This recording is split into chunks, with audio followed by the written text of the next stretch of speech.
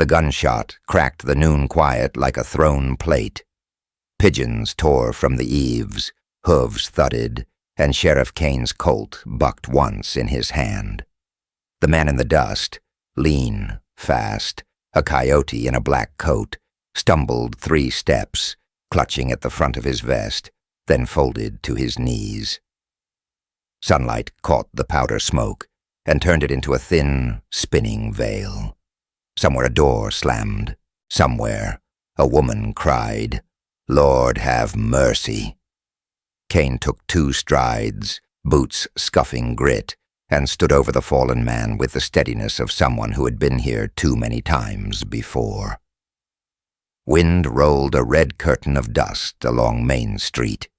It licked at the gallows shadow, stretching from the courthouse like a pointing finger. "Don't move," Kane said out of habit, though the man's breath already came in shallow clicks. Blood, dark, not much, spread beneath him. Not enough to kill a rattler, Kane's mind noted. But sometimes death walked soft, without screaming.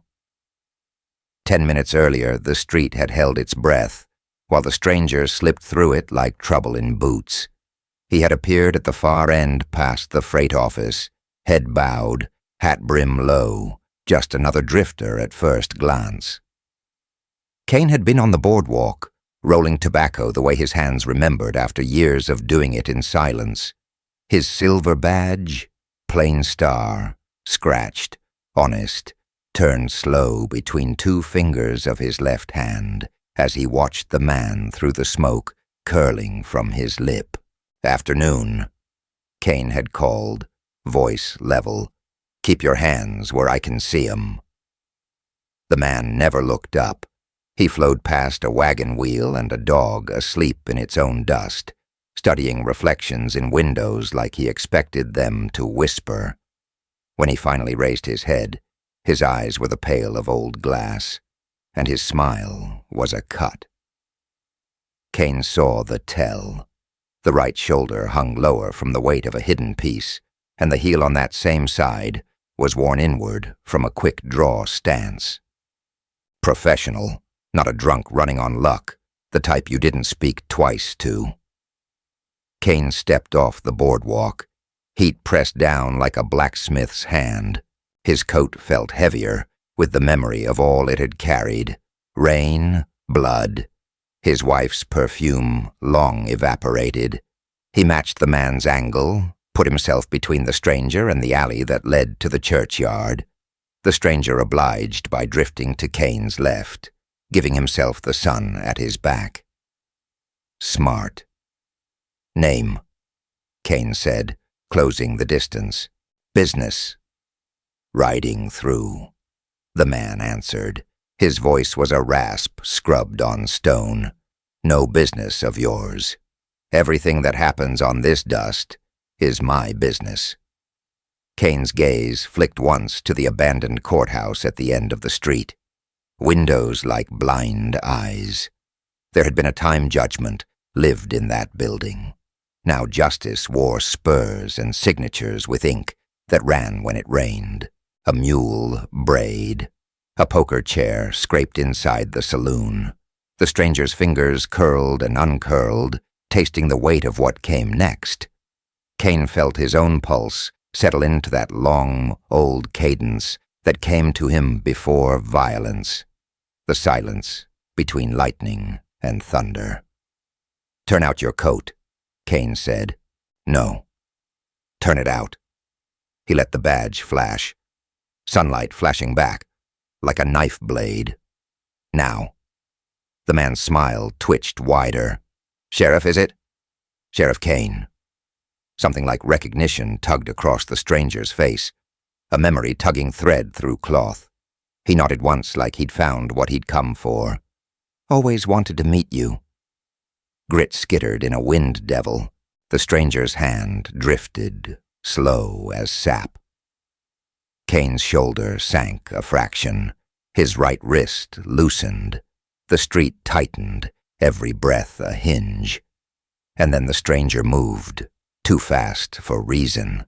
His coat flared, His piece cleared leather, and Kane's Colt already roared, a flat sound that slapped back from brick and glass. One shot. Clean, center, left. Enough to ruin ambition. Now, in the present, the stranger lay blinking up through the shimmer of heat. His hat had rolled to a stop against the hitch rail, band chewing dust. Kane crouched. The man's sweat smelled like old iron. He had the look of men who had decided long ago that living was something you stole a day at a time. You'll live if you don't try to get clever, Kane said. The stranger worked his jaw. A red line traced the corner of his mouth. You're slower than they say. He managed and scuffed his boot along the dirt like he wanted to write something in it. Kane watched his hands. People said his eyes were cold, like water that didn't bother reflecting anything. They were wrong. He saw everything, and he hated most of what it made him.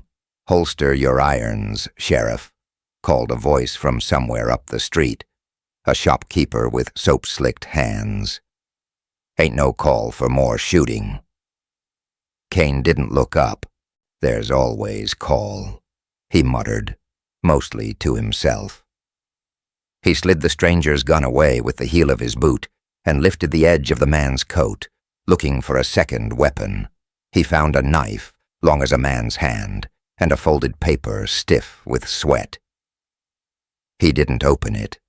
A girl, Apache, thin as a starved colt, hair in 2 coarse braids, stared from the shade of the livery, eyes wide, a sack of grain hugged to her chest like a child hugs a rag doll.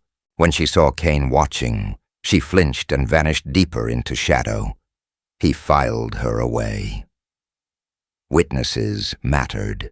Truth seldom walked alone. "Who sent you?" Kane asked, returning to the stranger. "And don't say the wind." "Wind," the stranger whispered, and even had the gall to grin. Kane's jaw tightened. The gallows shadow had crept longer. It now touched the stranger's boots like some black snake, trying to taste him. "You kill anyone between here and the Red Fork?" Silence. Just the rasp of the man's breath, the creak of a signboard, the soft rattle of window glass settling as the town exhaled. A fly landed on Kane's wrist. He brushed it off. "Name," Kane said again. The stranger's hand fluttered against his chest, then went still. He seemed to be holding something, fingers clenched tight. Kane reached, pried. The man made a sound like a broken hinge. Kane's fingers closed over a metal edge. A star. Cold. He drew it free. It wasn't a saloon trinket.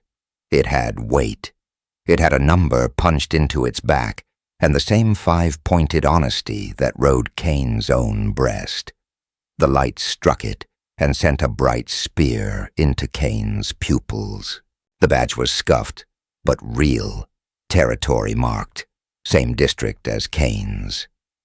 A murmur rolled across the street like brush fire finding dry grass. "Sweet Jesus," someone breathed. "He shot a lawman." "He ain't one of ours," another voice answered from the far boardwalk, but there was fear baked into it, and fear tended to bend truth. Kane turned the star in his palm. There were tiny pits on its surface where someone had once tried to sand something smooth. The name? A rank? Maybe. He lifted his eyes and met the stranger's. The man was watching the badge the way a man watches a coin toss he already lost. There was no plea in his gaze, only a bleak, satisfied curiosity, like he'd put a riddle in Kane's hands and now wanted to see if Kane could read. "You wear a star," Kane said, voice flat. The words tasted like old tin. "Same as you," the man rasped. "Sheriff." Kane's silver badge suddenly felt heavier on his own chest, as if the metal had learned new gravity. The courthouse windows seemed to lean forward. The gallows shadow lay across his boots now, too. "Marshall's gonna want words about this," called a cattleman by the barber's pole, and Kane heard boots stepping backward, the little tide people made when something complicated walked into simple daylight. Kane stood. The wind lifted the hem of his duster and slipped cool fingers along the scar at his jaw. Somewhere in him, something old and mean uncoiled. He thought of his wife and his boy, faces like photographs gone soft at the edges. He thought of men who wore symbols they hadn't earned. He thought of the young Apache girl's eyes. "Law ain't always justice," he said softly, "not for show, not for the crowd, but justice rides with me." He looked again at the badge in his palm, then at the stranger on the ground. Then he noticed what he should have seen sooner. The star wasn't pinned. It was clutched. The man hadn't been wearing it. He'd been holding it, keeping it, hiding it, or claiming it. "Where'd you get this?" Kane asked. The stranger swallowed, a dry click. "From a man," he said. His eyes shifted past Kane's shoulder, toward the abandoned courthouse. "Look inside, if you've got the stomach." Boots pounded at the corner. Kane's deputy, younger, eager, breathless. "Sheriff," he called, sweat shining at his temples. "Riders coming hard from the south. Federal coats." The stranger's smile returned, thin as a razor. "Told you, we'd meet proper." His fingers scrabbled blindly for the badge Kane held, then fell away, empty. Dust lifted and settled on his face in a fine gold film. Kane turned his head, listening. Far off, the ground hummed with hooves like a kettle beginning to boil.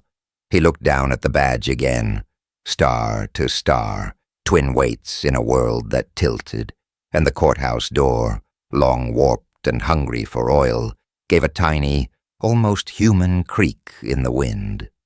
He slid the strange star into his coat pocket and felt the town watching as if it could dig through fabric and doubt. Then he raised his eyes to meet the thunder rolling toward them and understood, with the sudden clarity he hated, that pulling the trigger had been the easy part. Behind him, the courthouse door eased open, just an inch, as if invited by an unseen hand. A breath of cold shadow touched his spine. "Sheriff," the deputy whispered, voice gone small. "What do we do?" Kane didn't answer. He took one step toward the courthouse threshold and listened to the riders draw nearer, nearer, between Law and its counterfeit, between his star and the one in his pocket, then set his boot on the sill. The door swung wider, and something inside knocked once, hollow as a coffin. The courthouse door breathed its grave cold air into his face. Kane stood a second on the sill, letting his eyes adjust to the gloom where light sifted through broken panes like pale, drifting cards. Inside, dust sat on the old benches in a velvet skin and a rope, retired from the gallows across the street, hung coiled on a nail like a sleeping snake. His own bootstep sounded too loud. He felt the brass star he'd pocketed press against his ribs. An extra heartbeat that wasn't his.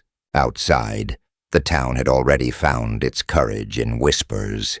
"He shot a lawman," someone hissed. "He shot a killer," someone else answered, but softer, like they doubted themselves as soon as they spoke it. A screen door clacked. A baby wailed. Hooves clattered to a stop at the trough. Then the bell at St. Jude's hit once. One iron note that rolled out and didn't come back. Kane moved down the aisle to the judge's table. The varnish was bubbled, the wood scarred by knives and years. A ledger lay there, spine cracked, last case noted months ago in a looping, patient hand. Beneath it, he found a stack of notices bound by a blue ribbon, stiff with dust. He loosened them, expecting summonses. The top one carried a fresh wax seal the color of dried blood. Territorial Office of Appointments. He broke the seal with his thumb.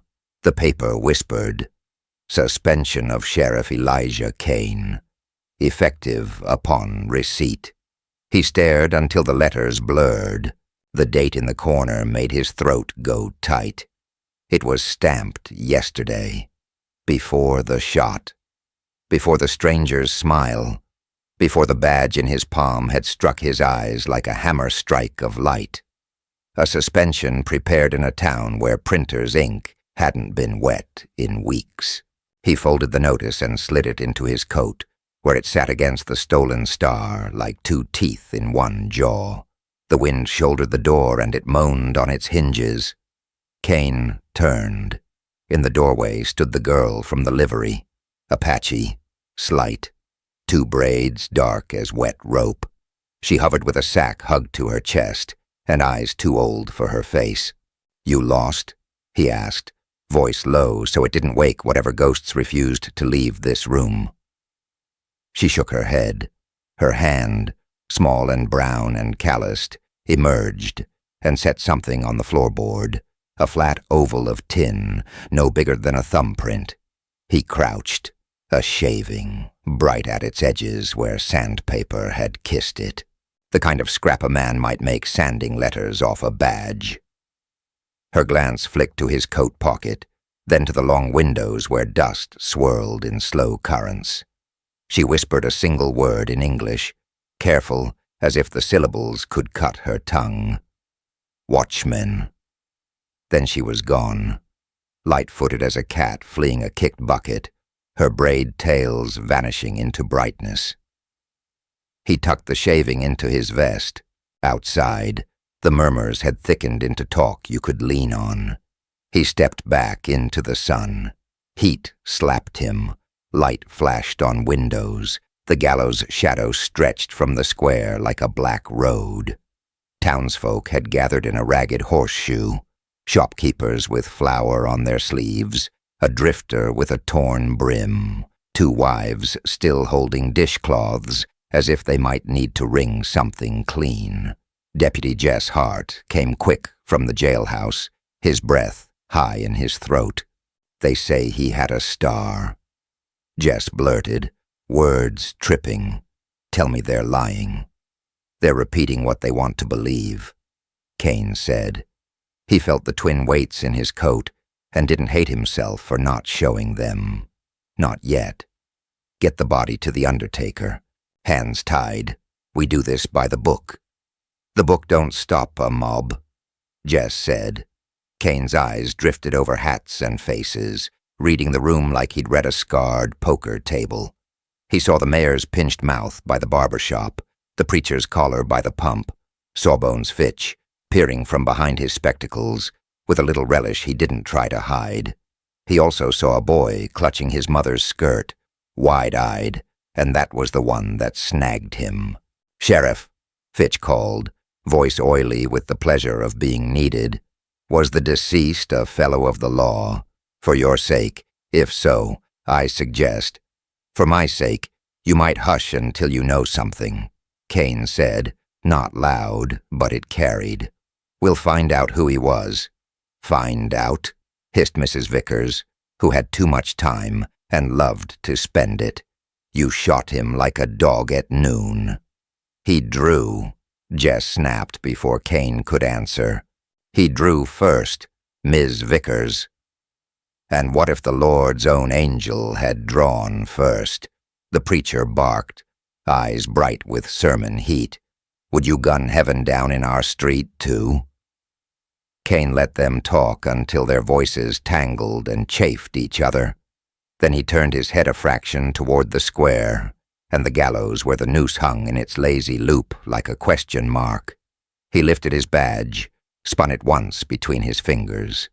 The sun wrote a quick white line on the steel, and a hush winked on and off across the crowd, as if that pinwheel of light could silence people blessed with tongues.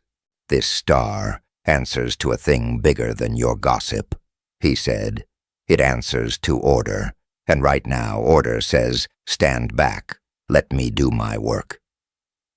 He didn't raise his voice. He didn't need to. They had heard that tone before. Out by the river when he'd cauterized a man's leg with a red-hot brand. Behind the saloon when he'd stopped a knife fight with one sentence and a look. The horseshoe loosened. Jess and two ranch hands shouldered through to lift the fallen man onto a door, hauled off its hinges. The stranger's hat rolled again and stopped against the jail step, band chewing grit. Blood had dried in a dark lace at the vest seam.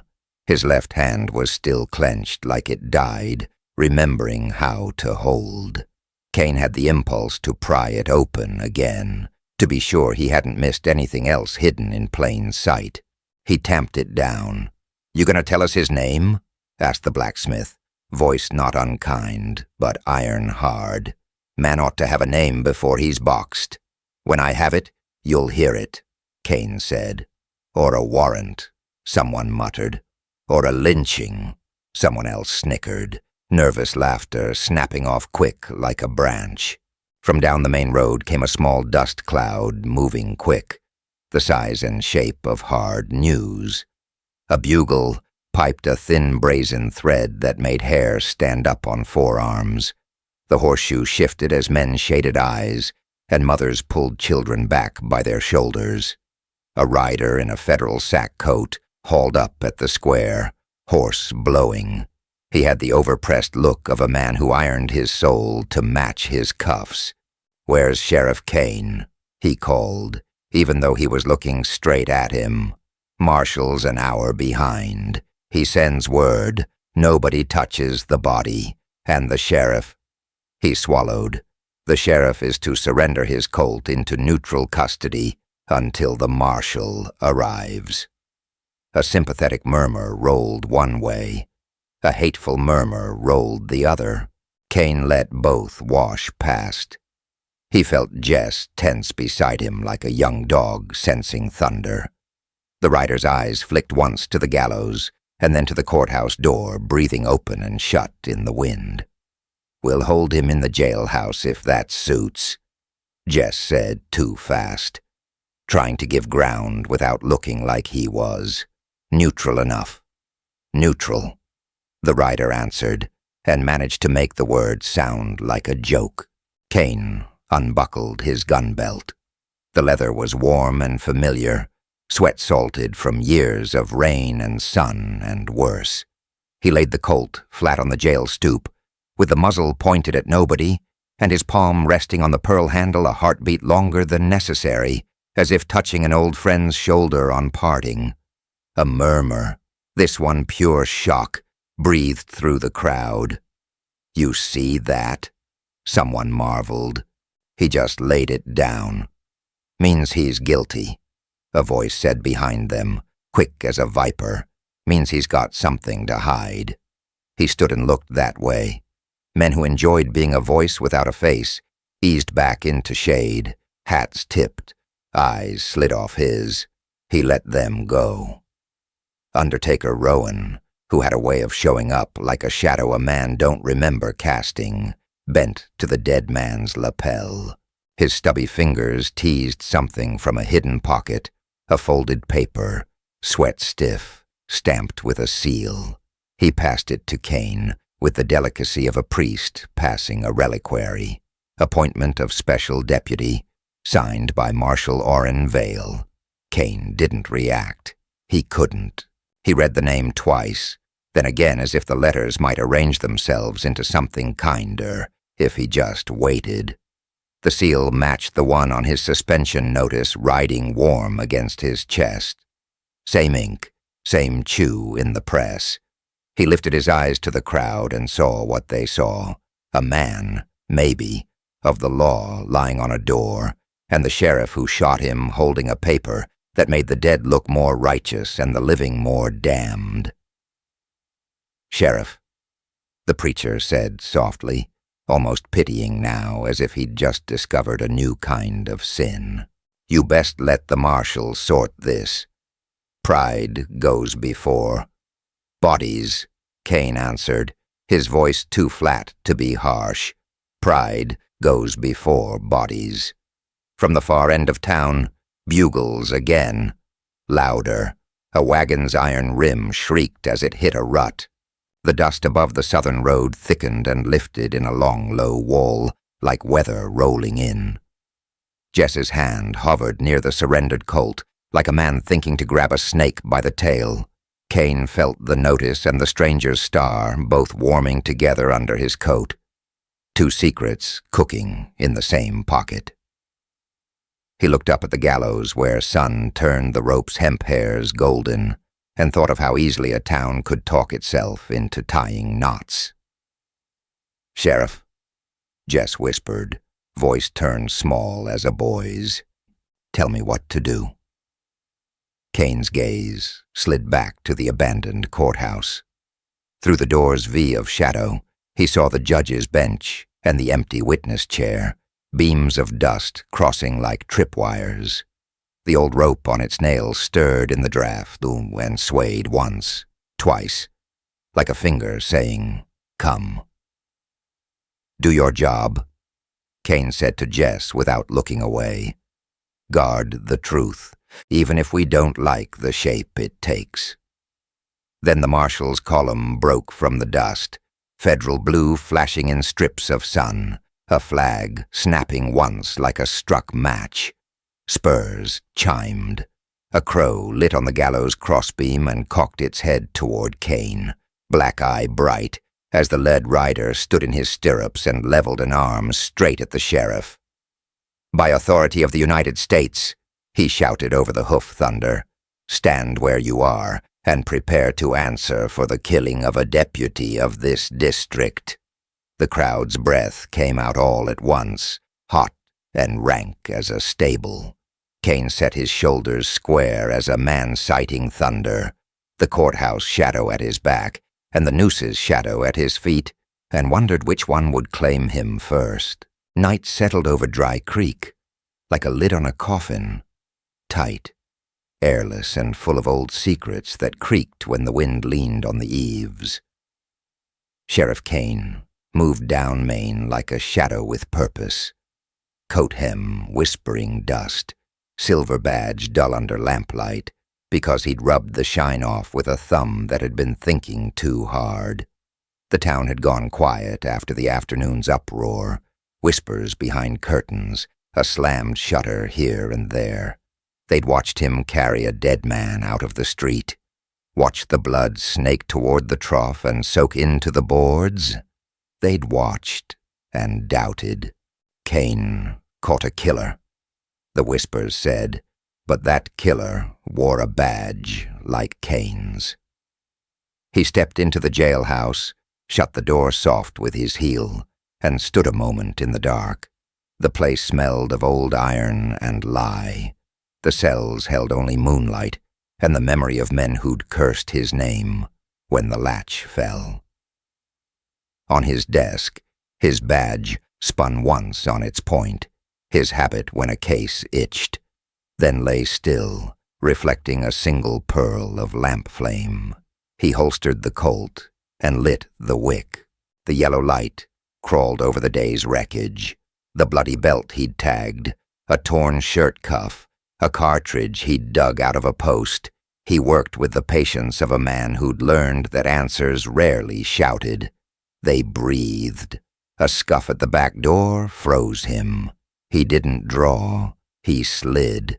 The door eased open a thumb's width, and a small figure slipped in, a girl in a threadbare calico shawl, face smeared with coal dust, eyes bright and feral beneath a fringe of black hair, Apache by the look. She shut the door, pressed her back to it, and breathed like she'd run the length of the valley.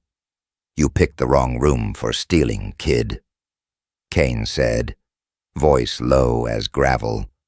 "I ain't stealing." She showed empty hands. "I seen something."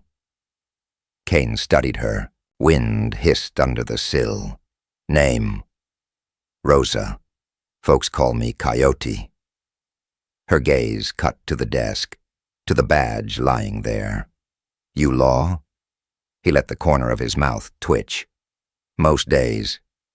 She stepped closer to the lamplight, and he saw the bruise yellowing along her jaw. His jaw tightened in answer. "All right, Coyote, talk."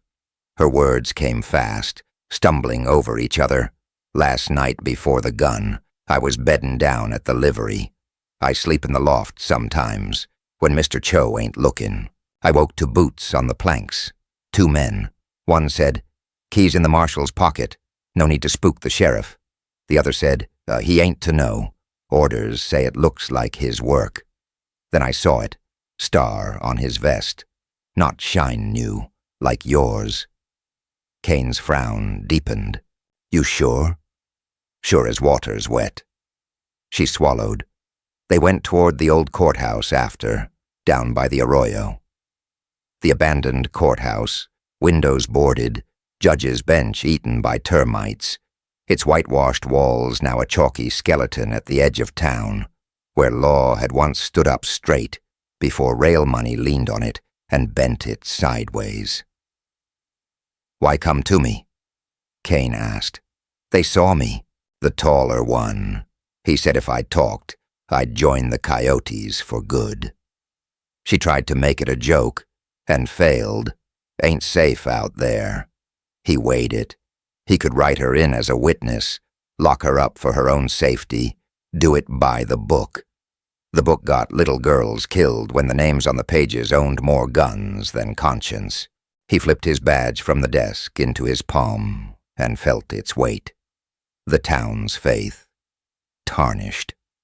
Law or justice. Paper or breath. He made a choice that would not unmake itself. "Cell 3, he said, tossing her a blanket and the jail's only apple. "You're under my protection, not under arrest. You'll sleep behind iron tonight. They won't look for you there." Her eyes widened. "In a cell?" He nodded. "Iron cuts both ways." She ghosted to the back, grateful silence in her wake. Kane killed the lamp, stepped into the street, and let the night swallow him. He moved without noise, the way cavalry scouts had once taught him, down the alley behind Beulah's boarding and past the blacksmith's dark mouth. The moon rode high, thin as a shilling. Somewhere far off a coyote yipped, and Rosa's nickname put a chill along his spine he didn't acknowledge. The courthouse crouched where the arroyo bent west, its porch sagging like a drunk's jaw. Kane slipped under the chain at the front steps. Shackles rusted solid on the post like a warning, and shouldered the door. It surrendered with a groan. Stale air, mouse droppings, old law. He let his eyes learn the dark, then thumbed the striker. The lantern stuttered, caught, threw nervous light across the peeled benches and the cracked wall where, order of the court, still flaked in faded black. On the judge's bench lay dust and nothing. Beneath it, footprints, 2 sets, heel-worn men used to walking with spurs. One small smear of blood, fresh enough to shine. He crouched, the smear lined with a gray powder that bit his nose. Lime dust. Basements liked lime. He tapped the gavel block, hollow. He found the hatch where the judge's boots would have hidden it, fingers discovering a groove worn by years and secrets. It lifted grudgingly. A breath of colder air, damp with the creek's whisper, climbed up from below. He went down, lantern first, Colt second. The cellar was a ribcage of beams, sweet rot and stone. Shelves sagged under moldy ledgers. A telegraph coil squatted in the corner like a spider, tacked to a post. A crumpled poster with his own face on it. An old reward notice from years back, when his enemies had been bolder. He frowned and kept moving. A crate sat on a table at the far wall, clean of dust. He pried it with his knife. Inside lay money, bundles wrapped tight with bank tape, and a star, not a toy, not a trinket, a county badge, nickel, worn smooth by years of coat cloth. His eyes narrowed. The maker's stamp matched his own. On the back, someone had scored a line through the serial, then scratched letters careful as a confession. K.N. The middle letter missing like a tooth. The lantern flame danced, made the badge wink like a liar. By thunder, he breathed. The scrape of boot leather answered behind him. He didn't turn. He let the lantern's reflection work for him, the faint ghost of a man in its glass, standing just inside the halo. Tall bowler hat, scarf up. The second man was farther back. Shadow within shadow. "Set it down, Sheriff," Bowler said, voice smooth as river silt. "Turn nice and easy." Kane placed the badge back in its nest, turned with the lantern raised high so the light blinded them as much as it blessed him. "You boys hide your sins under the old judge's skirt. Seems fitting." "Talk's cheap," the second man growled. "So are men who wear another man's star," Kane said. Bowler smiled thin. "You ain't got the shape of this, Sheriff. You killed a man who was meant to die quiet. Now there's noise. We don't like noise." "Who's we?" Bowler shrugged. "Men who enjoy business running on time. Trains don't move with Gallows creaking." The mention of Gallows sent a draft through Kane's bones. Out back of the courthouse, the old frame still stood, gray as a storm-bent tree. He had hanged men there. Once, he had watched a boy's legs kick and wondered if the law had been right or merely fastest. The memory cut like a rusty nail. "Here's how this goes," Bowler continued. "You walk out. You forget crates and basements. You let the town decide you shot a badge by mistake, or—" The second man drew a knife and tapped the lantern glass with its tip. Delicate, promising. "This light dies, and so do you." Kane's answer was movement. He dropped the lantern just as the knife nicked it, bursting light, a blossom of flame on the dirt. He was already low and sideways. The first shot from the second man bit the beam where his head had been. Kane's Colt barked once. The knife spun from greasy fingers. Bowler fired wild in the glare, bullet whining through ledger spines. Heat kissed Kane's cheek. Smoke clawed his throat. He felt the room like a map. Post, shelf, stair. He moved through it, and the gun moved with him. 3 clipped shots in rhythm. Breathe, squeeze, step. The second man folded with a wet grunt. Bowler cursed and sprinted for the stairs. Kane could have chased. Instead, he kicked dirt across the growing flame, grabbed the crate with the money and the wounded badge, and tried to haul it. Too heavy. He snatched the badge alone, jammed it into his coat, then reached for the fallen knife man. The man bled from shoulder and mouth, eyes wet with hate and pain. "Name," Kane commanded, hauling him up. The man spat blood pink. "You don't want it?" I asked. "Last thing you'll hear." He coughed, smile ripping at itself. "Remy." Deputy Cole, Remy. Kane felt that word hit like a hammer to a crack he'd been ignoring. His own office, his own coffee cup, the easy laugh that never reached the eyes. He'd always known the boy loved power like a dog loved bone, but he hadn't wanted to know how far. The ceiling beam groaned. Flame licked along a joist and threw sparks like devils. Kane dragged the wounded man toward the stairs. The man bucked, hand closing around Kane's throat in a grip, made of dying stubbornness. For a shivering instant, he saw 2 futures. Let the bastard burn and keep the ledger stack on the table long enough to haul it, or save the life and watch the proof turn to smoke. He made the one he could live with on sleepless nights. He yanked free, heaved the man over his shoulder, staggered for the steps through heat that peeled the skin of his knuckles. They burst into the courtroom as the floor below sagged and belched flame. Kane dumped the man, coughed black, and went back once more, just far enough to snatch one thing from the fire, the duplicate badge. He stumbled out the front door into cold night and fell to his knees under the gallows. The courthouse exhaled sparks into the sky like a dying iron lung. Boots hammered across planks. Lanterns bobbed. Men's voices, excited, angry. Kane looked up, chest heaving, and saw a line of silhouettes against the flames. At their head stood Territorial Marshal Luther Voss, coat buttoned to the throat, star shining like a sermon. Beside him, hat brim low, mouth set, Deputy Cole Remy. Voss's voice cut the heat. "Sheriff Kane, you're relieved of duty. Hand me your weapon and your badge." Kane reached into his coat. His fingers closed on two stars, his own, warm from his chest, and the scorched twin he'd pulled from the fire, the scratched K-N biting his palm.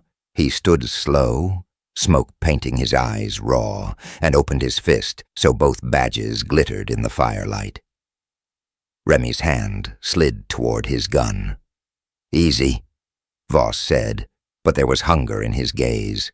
Kane's steel-gray stare climbed from the badges to Remy's face.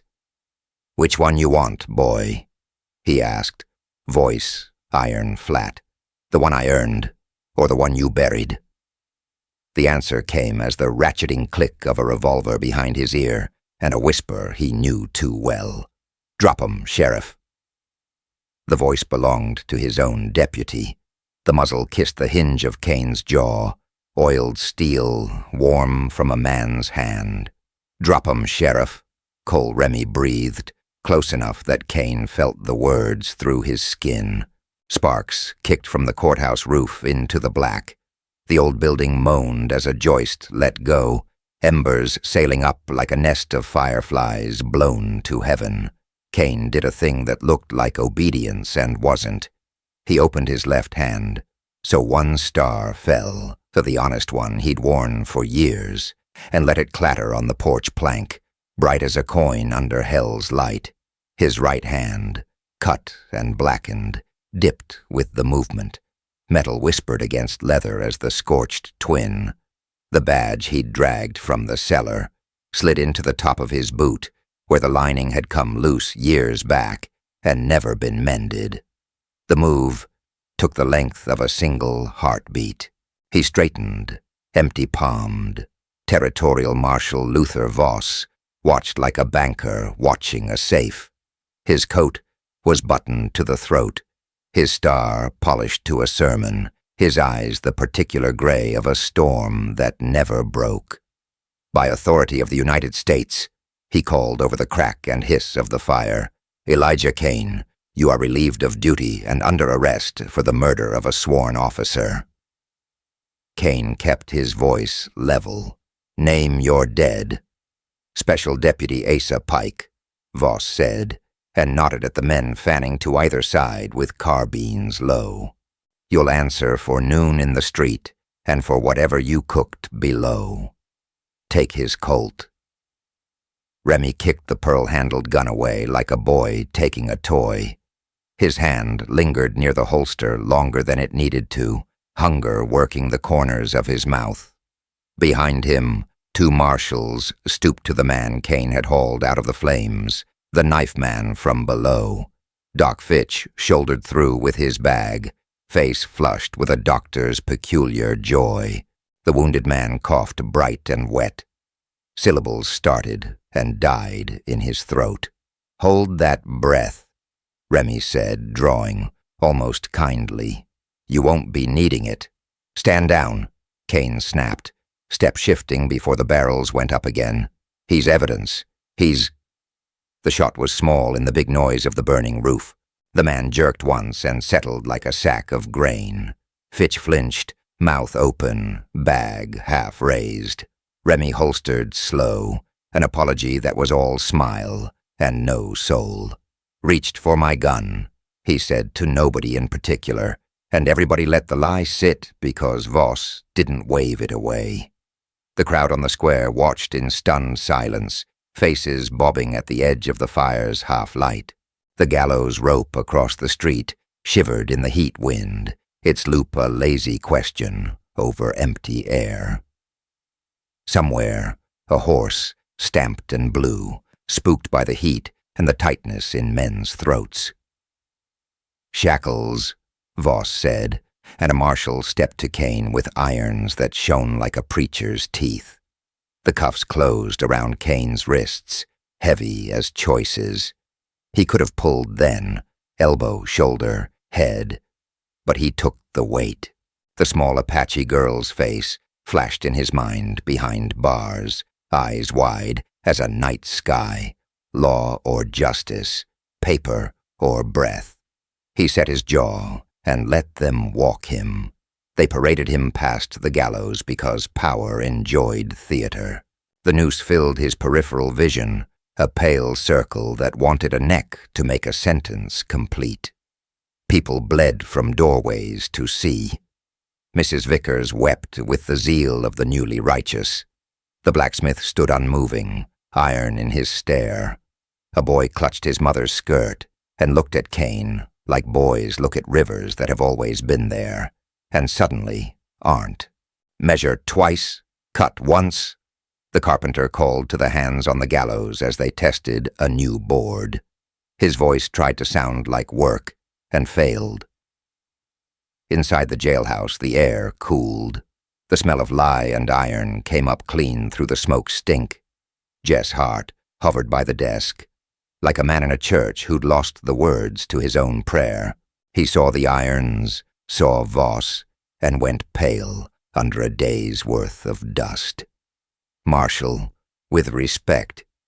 "Respect is a resource, deputy," Voss said without looking at him.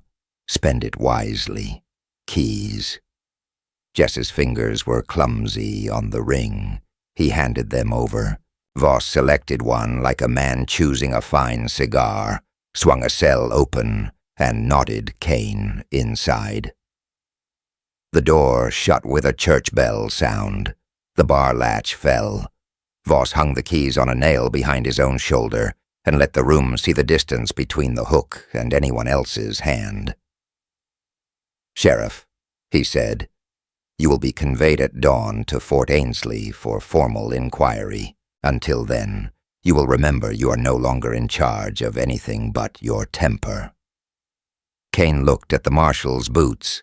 One heel wore a crescent of pale dust, where the leather met the peg, lime from the courthouse cellar. The line of it was fine as flour, bright as a clue left by a careless god. He raised his eyes to Voss's and did not look down again. Voss reached into his coat and produced a folded paper tied in ribbon red as dried blood. He held it between two fingers, mild as a man recommending a pie. "This reached my hand yesterday afternoon. Suspension of Sheriff Elijah Kane, effective upon receipt." His mouth smiled, his eyes did not. "Consider yourself served." "Strange thing," Kane said, "how paper finds its way before a man's fate does." "Strange," Voss agreed, "and efficient." He took a half step, voice lowering till only iron bars carried it. "Sign a statement. Say the dead man drew first and you erred only by inches. I'll write to the board that you're a relic, not a villain. They'll shave your years instead of your neck." "Law ain't a horse you hitch where it's comfortable," Kane answered. "I won't lie to save your ledger." Voss's smile thinned. "Ledger." "Whatever keeps trains running on time," Kane said, and watched Voss's right eyelid, just the smallest tick, betray the recognition of his own phrase coming back with dirt on it. A clatter sounded in the back passage. Remy swaggered in with a rolled poster under his arm, face shining with a boy's triumph. He unrolled it on the desk. It was a wanted broadside, with Asa Pike's name, neat as a tombstone, and a paragraph of crimes that read like someone's careful handwriting of a story the town hadn't lived. Remy tapped the seal. "Printed yesterday. That's Providence, Sheriff." It's preparation, Kane said, and you ain't smart enough to know the difference. Color rode up Remy's throat. Careful, that tongue's why you'll choke on rope. Jess flinched. His eyes flicked left, past Voss's shoulder, just a breath, just a blink, toward the shadow where Cell 3 lay. Kane followed the movement with nothing but the angle of his chin. Through the bar's dim crosshatch, a darker shape sat folded small on iron, knees drawn, blanket up, two night-gloss eyes watching everything. Coyote, she held still like rabbits do when hawks pass. He let his gaze slide off her and placed his own stillness over the space so the room would not see what mattered. Voss poured water from the blue crock into a tin cup, drank like a man not made of dust, and set the cup on the desk with a sound that rang. "We'll hold a hearing at sunup for the town's peace," he said to the room. "The United States has no patience for fever. We lance it." He nodded to Remy. "Post men at the yard and the gallows. Let the ropes smell oil." "Ain't even noon past, and he's tuning a hanging," Doc Fitch muttered, half admiring, half afraid.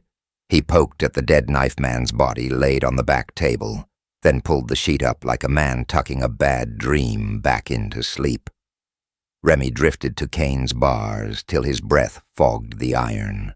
"Little speech before, Sheriff?" he said softly. "Quote the good book? Folks like that." Kane studied the boy's eyes, wet and bright, a dog about to bite. "You got soft hands for a man who works," he said. "How long you been selling them?" Remy's smile showed a corner tooth chipped on some old sin. His hand fell, casual, to the keyring at Voss's back. He didn't touch. He just wanted Kane to see the shape of his want. "Time was you could read me," he said. "Time was I tried to be you. Then I saw how easy men bend when they got badges on. A man with a badge can take anything and call it duty." "Take what?" Jess asked, before he could stop himself. Remy's eyes flicked toward him like a whip. "Everything that ain't nailed," he said pleasantly, "and some that is." Then to Kane, "You'll look right with rope on. Town'll sleep better." Outside, hammers took up a steady talk as hands set wedges and tested trap. Wood answered with a dull, final thud that seemed to strike the floor under Kane's boots. The gallows creaked once, the old beam remembering, and settled. Voss's gaze came back to Kane. "You've got until dawn to decide how you want your story told," he said. "Cooperate, and you'll live behind stone. Refuse, and you'll dangle. Either way, the machine moves." He buttoned his coat like a man closing a book. "Justice is a system, Sheriff, not a feeling." Kane rolled the words in his mouth like a chip of ice and let them freeze nothing. "Justice is a face," he said. "A child's face when you tell her you can't help." Voss's eyes flicked, just quickly enough to betray curiosity, towards the back cells. Jess coughed to fill the space. Remy's hand strayed again toward the keys and drew back, catching Voss's look too late. The marshal picked up his hat. "Midnight watch," he said. "Keep the jail tight. Nobody in or out without my say." He paused at the door, then added without turning, "If the witness you're hiding dies in here, Sheriff, that will be on your soul and my report." They went out in a shuffle of spurs and authority. The door sighed shut. Smoke from the dying courthouse drifted under the sill, bringing a faint sweetness of burned paper. Silence laid a hand across the room. A minute passed, maybe two. Then from cell 3, the smallest voice. "Sheriff?" He didn't look, just answered to the wall. "I hear you, Coyote. I can tell the thing. she whispered. The tall man with the star was in the livery before noon. He said they would make it look like your work. I can tell it true. In front of them, I ain't scared. Kane looked at the keys gleaming behind Voss's empty chair.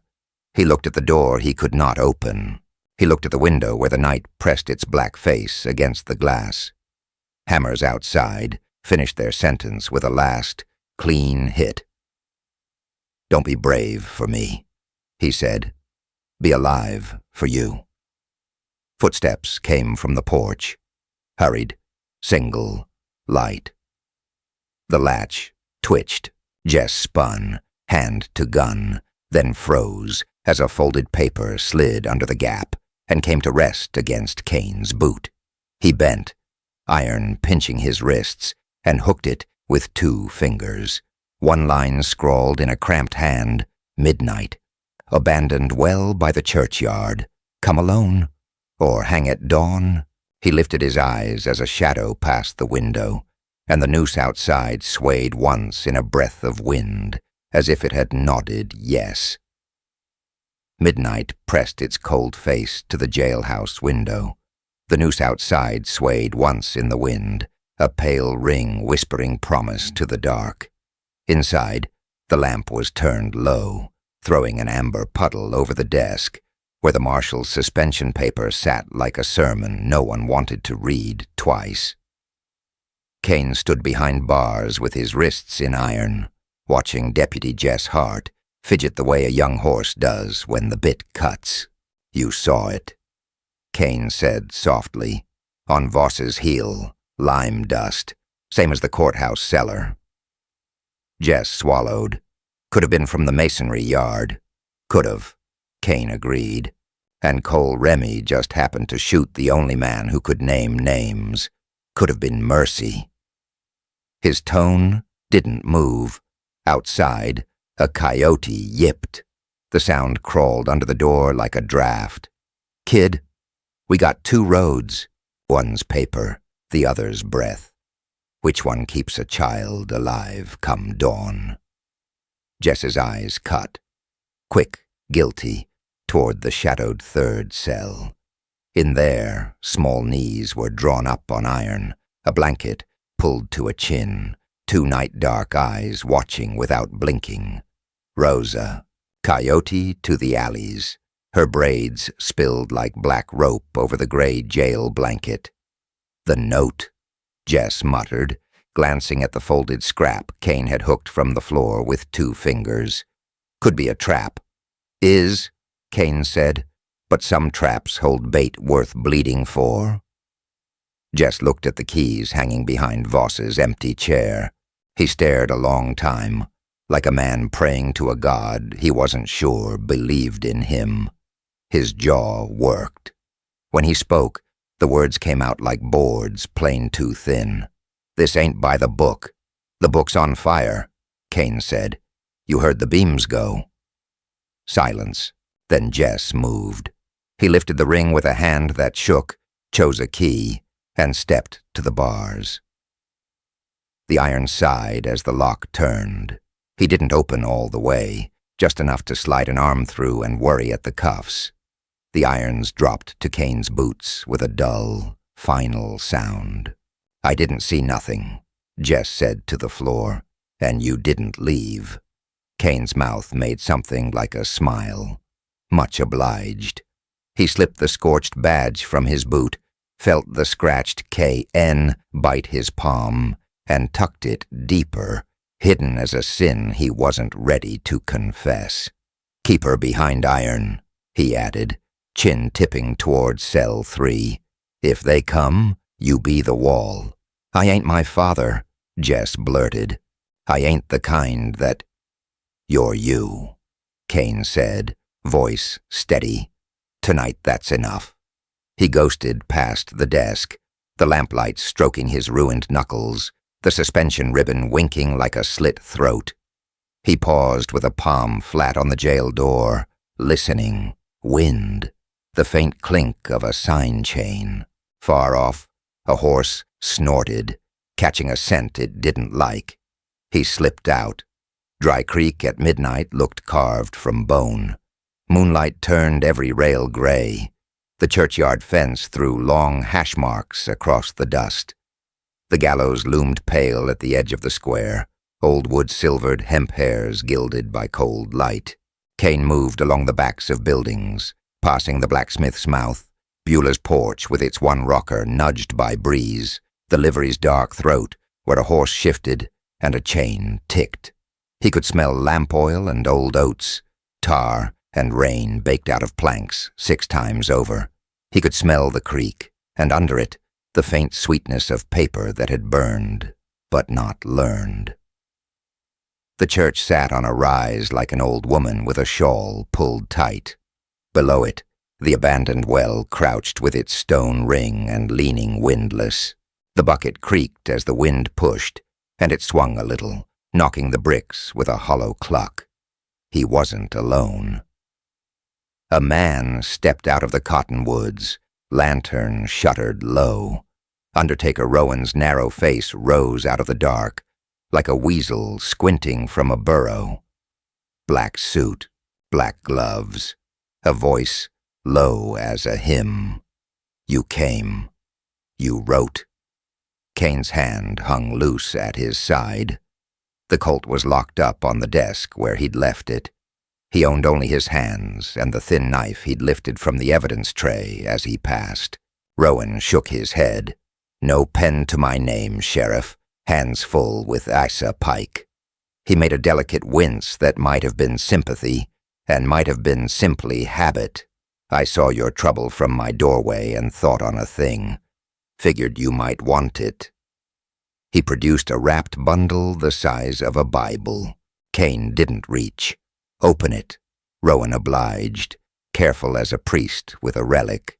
Inside lay paper that had survived fire by inches, corners browned, edges crinkled, and smelling of scorched glue. Ledger leaves. On the top, a series of entries in a round clerk's hand, dates and amounts and 2 words repeated neat as headstones. Watchman. Relief. Kane's jaw set. He traced a line with one finger. 10 cartridges, Watchman Relief. 1 crate bread, Watchman Relief. $40 paid to Pike, A. Under duty, advanced. Where'd you pry these from? Under the judge's desk, Rowan said. Fire spared what the mice were too pious to chew. Thought to fetch 'em before the beams fell. Undertaking puts a man where he oughtn't be, sometimes. He glanced at the church door, and sometimes where he should. A new sound cut them, the whisper of skirts. A small figure detached from shadow and came up quick, breathing hard. Rosa. Her shawl flared in the wind like a hurt bird's wing. She had no business being out of a locked cell, but she was there, eyes too big in her thin face. Lord above, Kane muttered, anger and fear splitting his voice. How? I fit where keys don't, she panted, chin lifting with a lick of pride. I seen Remy, Sheriff. He went to the livery, then to the rail yard. Then he met 2 men with stars by the cattle ramp. They talked about watchmen and keeping trains on time. Said Asa Pike took care of the woman and the boy at the river last week. Said if anyone asked, it was bandits. Her hands balled in the shawl until her knuckles creaked. I seen Asa Pike before that. He flashed a badge and shot a man who was hauling flour to Mr. Cho. He laughed when the mule ran. Rowan's lantern shook. The flame made nervous shadows climb the cottonwood bark. Best not say such words where soldier coats can hear 'em, child. I ain't his child, she said flat, and the old hurt in it cut. Names, Kane said to Rosa, voice gentled down. You got names? She nodded. Pike, Cole, Luther. They said it like a church word, and a tall one with a split lip they called Olin. Olin, Kane filed it. Names were barrels you could fill later. He took the ledger leaves, slid them flat under his coat, where the scorched badge rode, then crouched so his eyes were level with Rosa's. You done right. Now you listen. After this, you say not one word unless I ask. And Jess stands beside you. You understand?" She set her jaw. "I ain't scared." "Be alive," he said. "That's braver." The bucket knocked the stone again, a patient, hollow sound, and in the pause between clucks, he heard it. The careful shift of men in grass who think they are quieter than they are. Kane's body made the decision before his mind wrote it down. He was moving as the first gun voiced its hard cough. He grabbed Rosa and shoved her into the well ring's cold shadow. The lantern burst in Rowan's hand, a bloom of light and smoke that sent glass skittering across the stones. Rowan yelped and fell back, a line of red cutting his cheek like a paintbrush stroke. Two figures shouldered out of the cottonwoods, hats down, coats dark, carbines low. Behind them, a third man kept the windlass between them and the well. "Evening, Sheriff," Cole Remy called, voice bright as a nickel, pleased to find its echo. "Look at us, all fellow officers at the town pump. Why, we might as well pass the plate." Kane stood up slow, empty hands splayed. "You brought a choir." Remy's smile didn't reach his eyes. "Marshal Voss asked me to collect you gentle, but I figured I'd save your legs a walk by bringing the rope to you." He nodded to the man at the windlass. "Olin, be a saint and see what the sheriff's fishing after." The split-lipped man, Olin, cranked the handle. The bucket squealed up out of the dark. Water dripped black from its rim. Something thumped inside. Olin tipped it. A bundle rolled out, oilcloth, tied neat. Kane recognized the smell before the cloth hit the stones, grease and powder and ink. Olin kicked the bundle to Remy.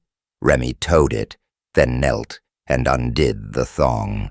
Papers slid into moonlight, more ledgers, a letter with a territorial seal, a small nickel star still wet from the well, sanded smooth around the edges. Remy held the star up by its pin. Water ran off it like tears. "Look here," he marveled. "More church tithes." Kane didn't bother to reach. His eyes lived instead on the edges, the way Olin held his carbine too tight, the pace of the breath in the other man's throat, the tiny hitch in Remy's stance that meant he'd step left if startled. He counted distances, bucket to foot, stone to jaw, child to grave. Rosa's fingers found his coat hem and squeezed once. He didn't look down. "Tell it," Remy said into the quiet. "Tell how your witness here lies for coin." Rosa rose from the well's shadow like a small ghost, shaking, but her voice didn't shake. Asa Pike shot Mr. Cho's man by the freight. He wore a star when he did it. He laughed. Same laugh I heard when he dragged a woman and boy by the river, after he said, "Watchman," twice like a password. She lifted her chin. "You were there, Cole Remy. You said, 'Make it look like bandits.'" The name cracked the night like a dry branch under a boot. Even Olin's breath hitched. For one heartbeat, Remy's mouth forgot how to smile. Then he smiled again, wider, and raised the wet badge so it glittered. "That's a child talking, Sheriff. A hungry one. You gonna hang your name on a stray with coal dust for a sermon?" "Not hang," Kane said. "Save." He put his voice where the wind would carry it, toward the church where windows stood ajar to the night, and toward the square where men on watch leaned on shadow. "This girl is my witness under the law." "Law?" Remy snorted. "You're a man under suspension, last I read. Law's a coat you ain't wearing." "What you're wearing," Kane said evenly, "is murder." Remy's eyes flattened. He lifted the star. "Last chance. Trade the girl for the dawn. I ain't particular who swings. long as a neck fills that ring. Kane took one step forward, slow, empty palms offered like a man showing he'd brought no blade to a chapel. The Undertaker's breath buzzed behind him.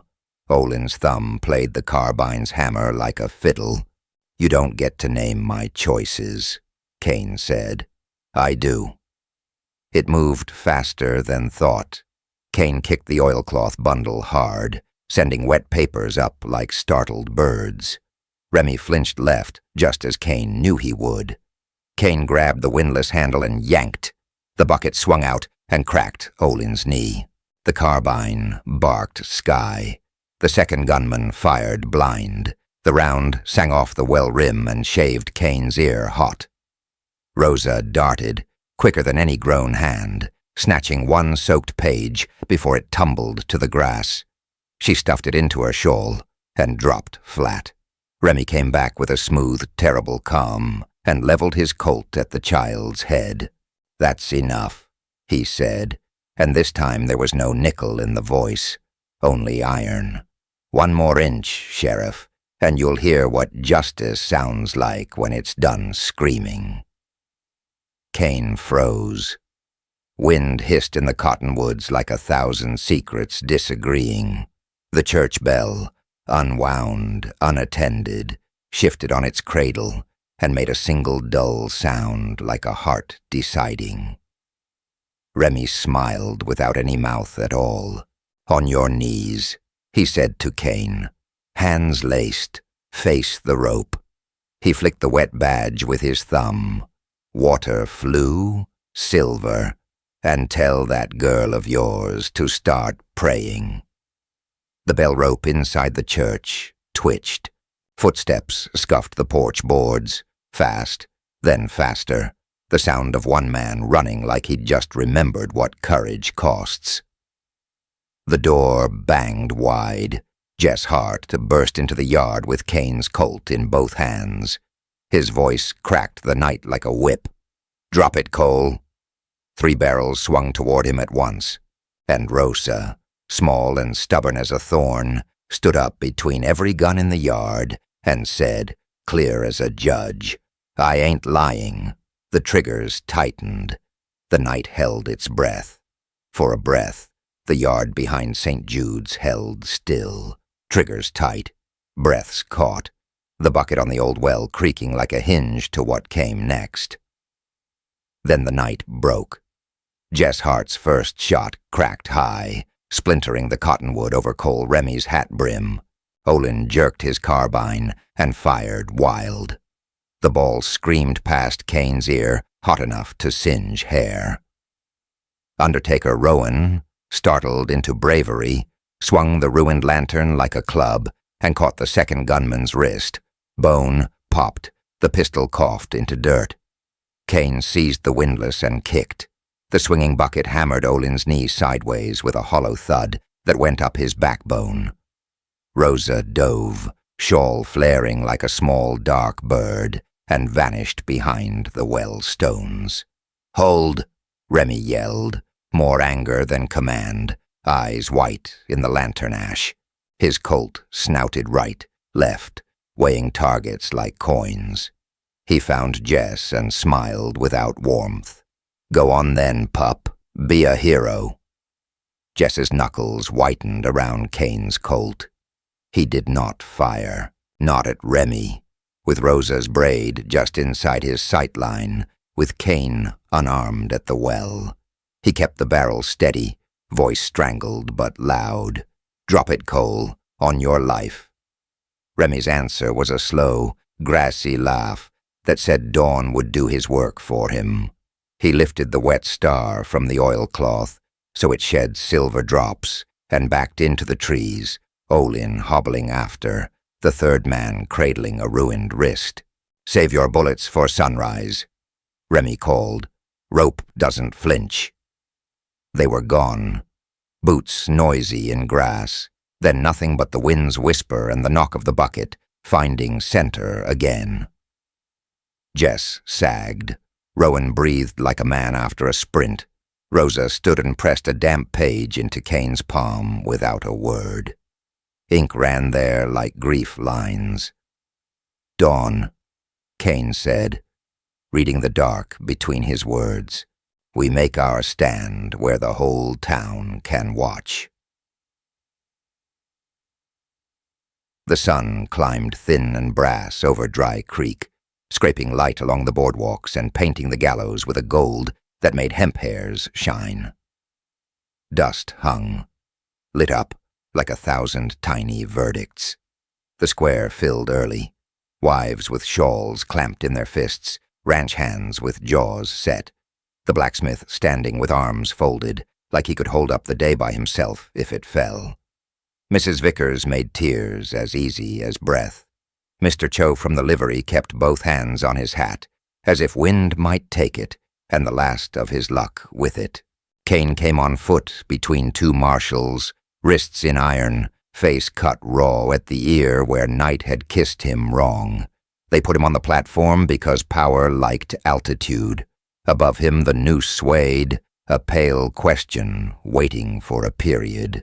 Voss stood below, coat buttoned to the throat, hat brim neat, heel edge still laced with a crescent of lime dust, like a signature he didn't know he wore. Remy flanked him, lips slick with a smile for the crowd.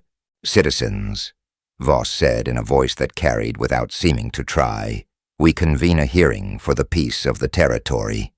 He did not look up when the rope creaked. The defendant, Elijah Kane, stands accused of killing a sworn special deputy, Asa Pike. We will entertain statements. Then the United States will proceed.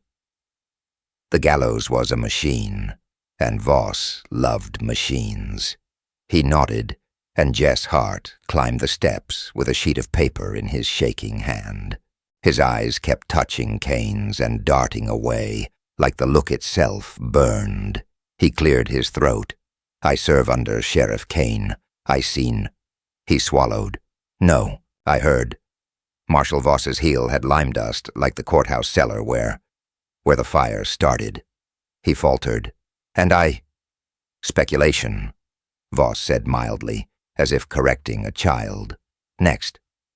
Rowan lit himself forward, black suit too tight on a frame, made for stooping.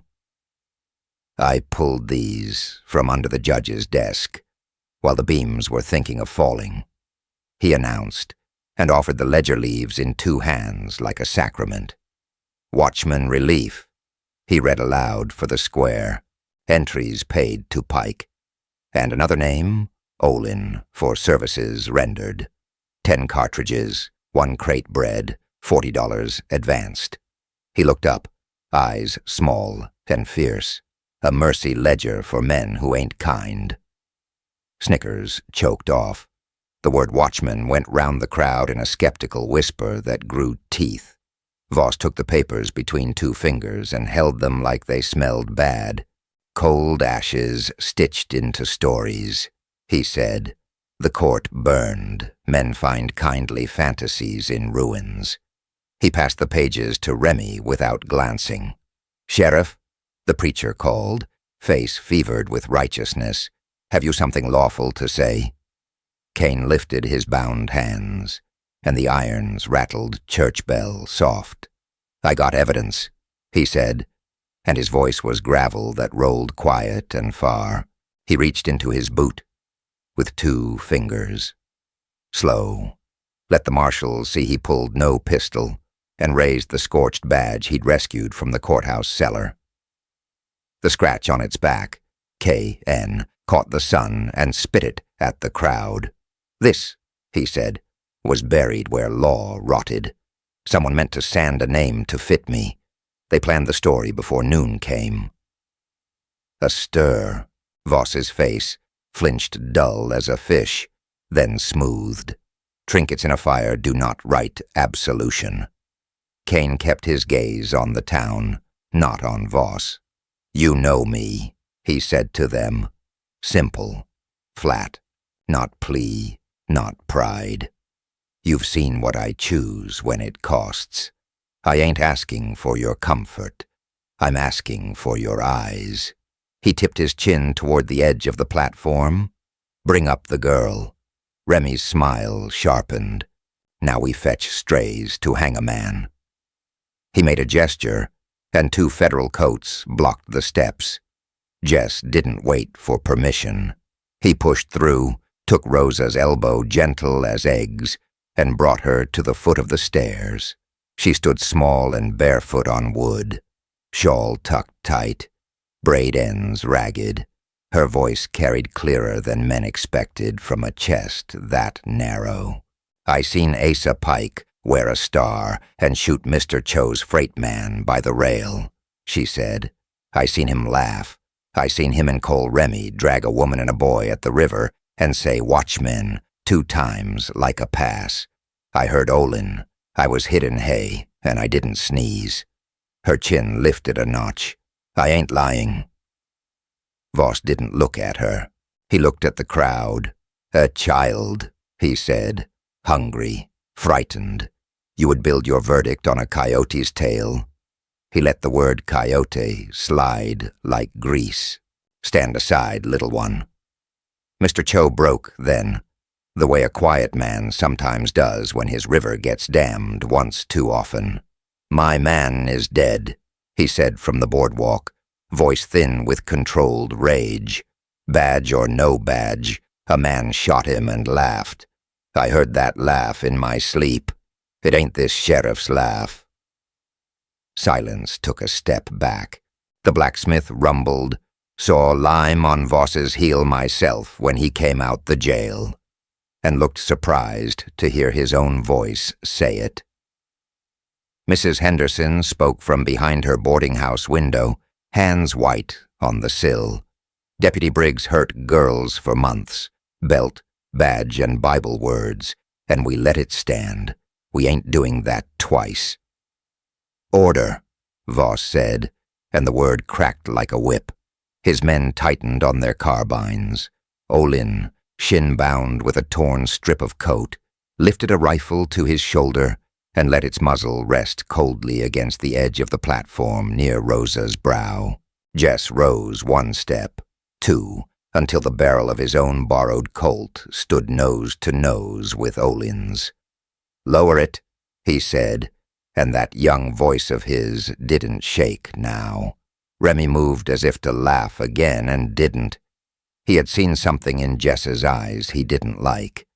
The moment a boy stops asking permission. Kane's mouth made a half-smile that wasn't for anyone but the wind. He looked down at Voss. Your paper says I'm suspended, Marshal, he said evenly, and it came yesterday before noon, stamped and tied neat. Your heel says you been where the fire began. Your deputy says the only witness reached for a gun, then obliges by shooting him dead. You want to call this justice? Call it what it is, a machine. Voss's eyelid trembled the smallest tick, then steadied. Proceed. The word found the hangman at the lever the way a snake finds heat. He worked the last hitch quietly. The gallows trap clicked into readiness with a sound like a tongue behind teeth. The rope swung down and brushed Kane's cheek. Hemp scratched like a cat's paw. Jess looked at him, and Kane looked back, and they both understood what came next. Kane's voice dropped low, for Rosa, for Jess, for the part of the town that still believed a thing could be lifted by hand, and not law alone. Law ain't always justice, he said, and the hush ate it whole.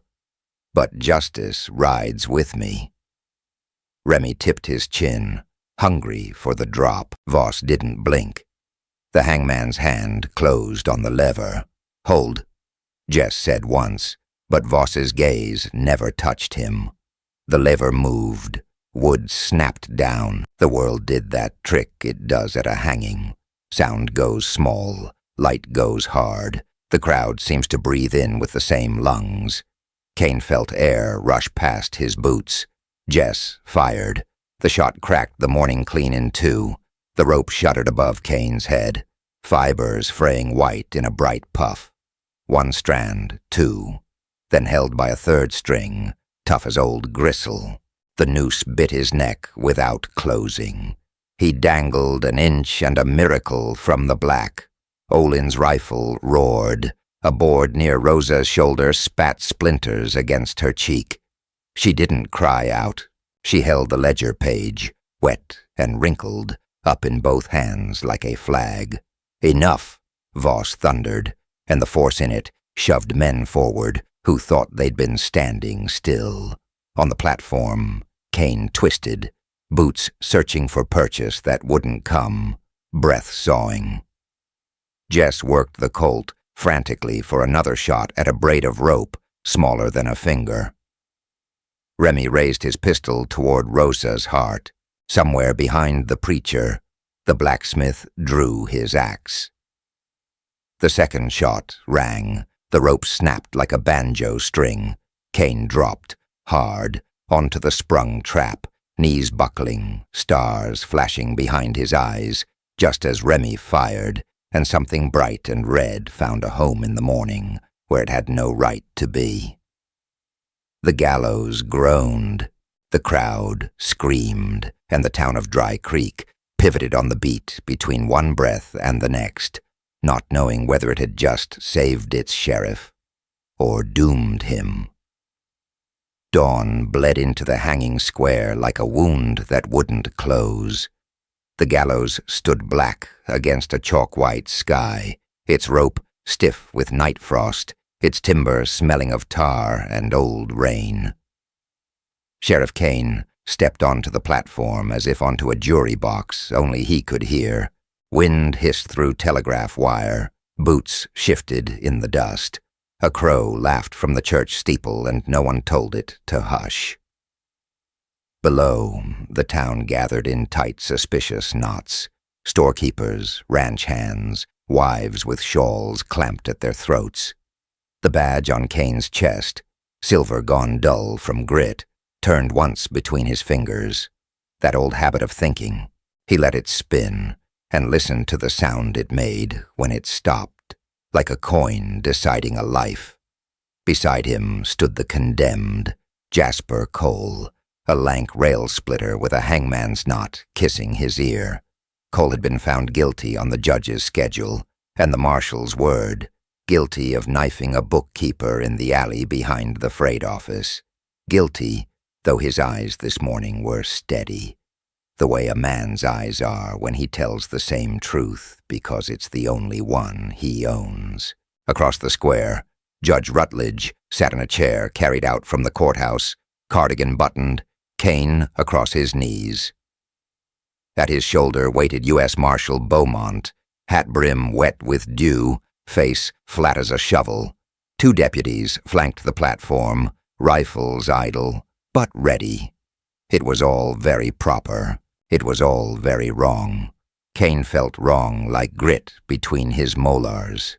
An hour earlier, the jailer had slid him a thin bundle, fresh testimony, a folded letter, a pawned ring brought by a brown-eyed girl with wind-tangled hair and a scar shaped like a crescent moon at her temple.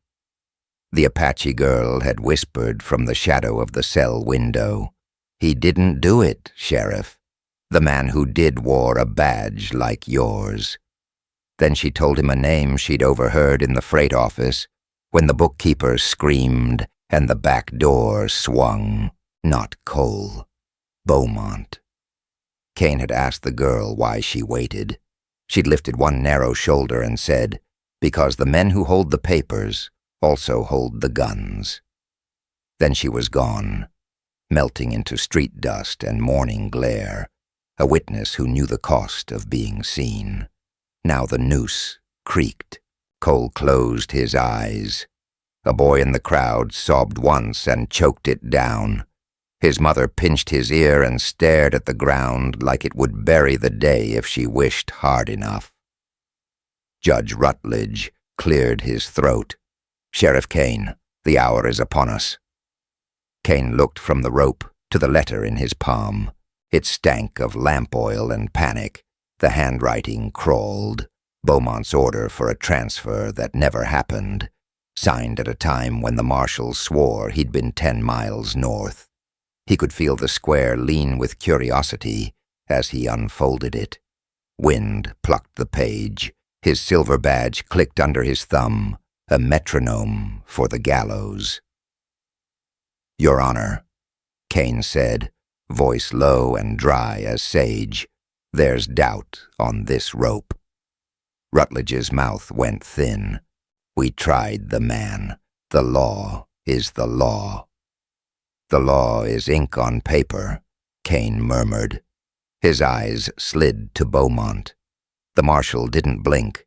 Kane could almost hear the man's pulse beating slow as a drummer before war.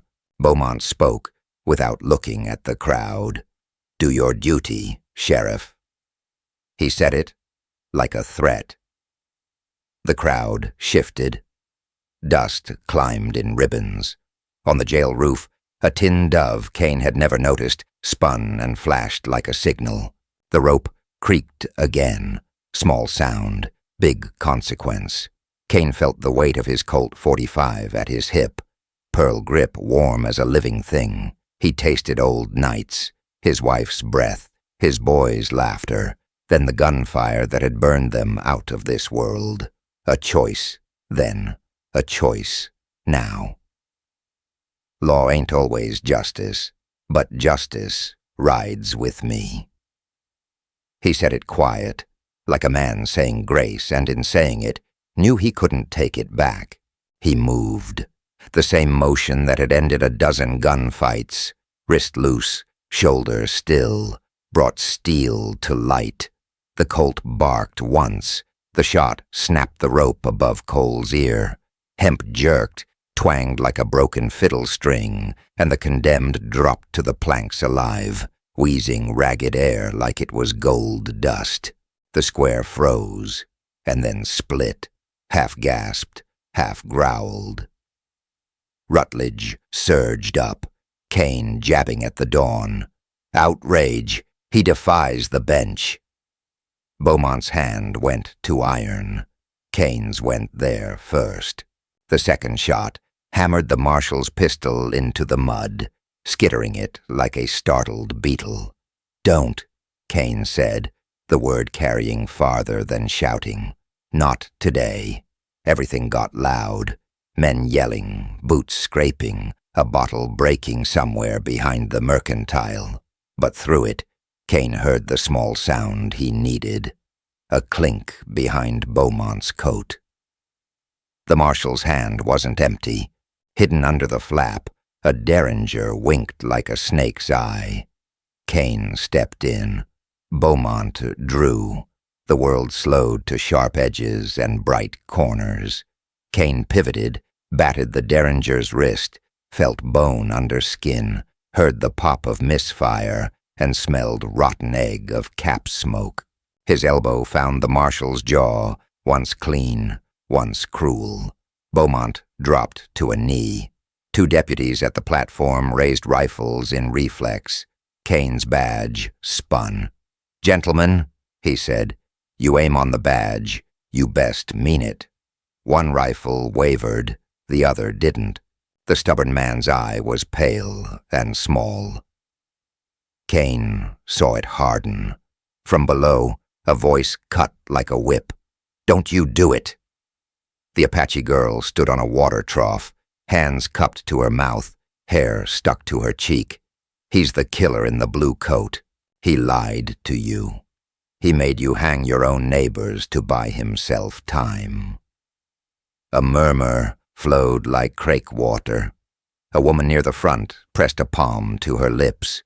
Old man Dyer, who cleaned spittoons for whiskey money, spit at the marshal's boots and missed by a foot. "By thunder," he said to nobody, "I knew I smelled a rat." Rutledge's cane cracked down. "Arrest that girl." Kane turned his head just enough to let Rutledge know he'd heard. "Try it, Judge, and you'll need a new cane." He pressed his knee into Beaumont's shoulder and reached for the letter. "Marshal, you want to tell these folks where you were the night Ezra Crowe was murdered?" Beaumont's jaw flexed. A bead of blood slid from his split lip down into his beard. You've got nothing. I've got enough." Kane raised the letter, and the pawned ring that had come with it. Small, plain, nicked by teeth or time. "Crow's ring, recovered from your informant's pocket. He tried to sell it before you could plant it on Jasper coal." Beaumont laughed, a dry creek bed of a sound. "Then hang me, Sheriff. Go on, be the gallows." He smiled up through blood. "You always wanted to be?" The crowd flinched at that. They knew his story. Everyone did. He had lived with it. He hadn't made peace. Kane holstered the Colt. The wind felt colder now. "I'm no hangman," he said. "I'm the chain between what's right and what's written, and I'm near to breaking." He hauled Beaumont to his feet and shoved him toward the edge of the platform. "You'll stand trial, real one, not you and a judge playing cards with the devil." Rutledge's face curdled. "Sheriff Kane, you are out of order. So write me a new order." Kane nodded at Deputy Fitch. Good man, shaky hands.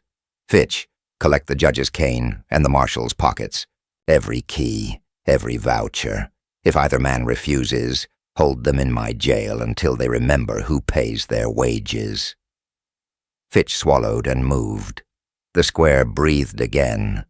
Jasper Cole, alive by inches and powder, sat up touching his neck and staring at the sky like he wasn't sure it belonged to him. The Apache girl climbed from the trough and put a hand on his shoulder without needing to say a thing. A rifle cracked. Boards splintered near Kane's boot. The shot had come from the roofline of the livery. Sunline glint on a scope, quick as a wink. Sniper.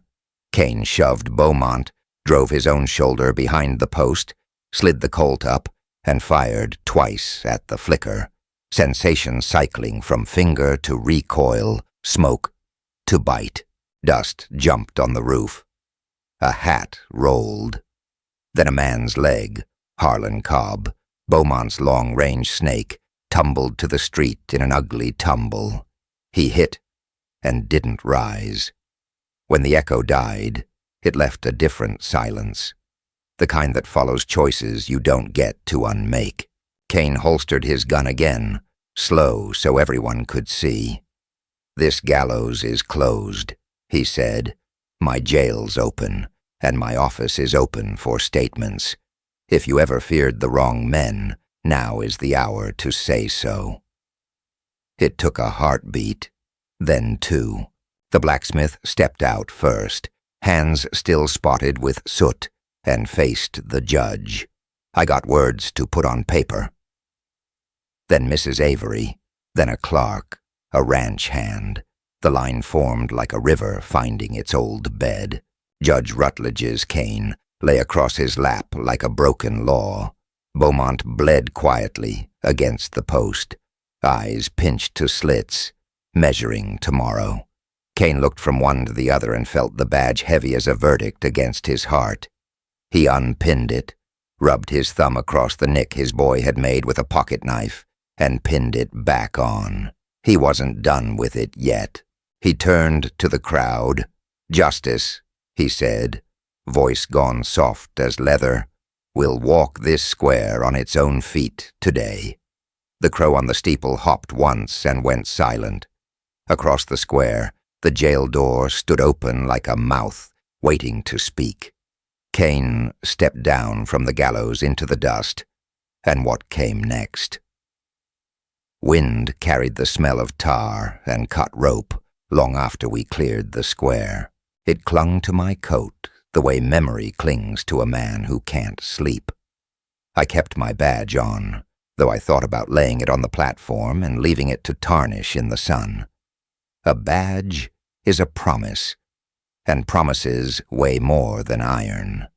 They will say, "I broke the law." Maybe I did. The judge's book would have strangled an innocent and left the guilty collecting fees for the privilege. There's a graveyard full of men who did what's written, and never asked if it was right. I've stood in that graveyard at night and felt my wife and boy looking through me like smoke. I can't live as their executioner. Cutting that rope wasn't mercy. It was arithmetic. One life saved to purchase the truth that might save 100 more. Beaumont will stand before a jury, not bought with his coin. Rutledge will read the law with his own cane, taken from his hand. The girl will testify if we can keep breath in her and bullets off her. My job now is not pulling levers. It is holding doors open until the truth walks through without shaking. I've always said it. Law ain't always justice, but justice rides with me. Today I believed it out loud, and I felt the ground steady. Maybe that makes me savior in some eyes. In others, a man who should have let the rope do its work. I'll carry both. A sheriff's shadow is big enough for grace and guilt to ride side by side.